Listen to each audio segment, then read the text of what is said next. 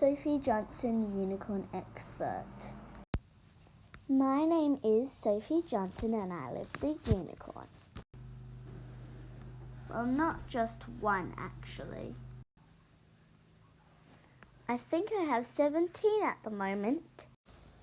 It can be hard work looking after so many. There's always a lot to do. Luckily, I am a unicorn expert. I am very busy teaching my unicorns everything they need to know. We start with magic. Then I show them how to hunt for food. And I teach them about the dangers of balloons. Sometimes my unicorns lose their horns. But I don't worry because they soon grow back. Living with unicorns can be a bit tricky. They are quite messy.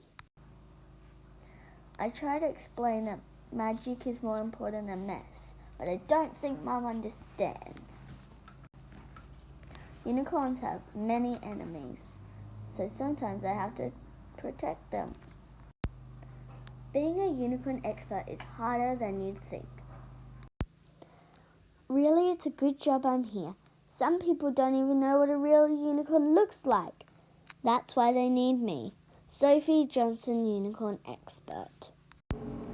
The end.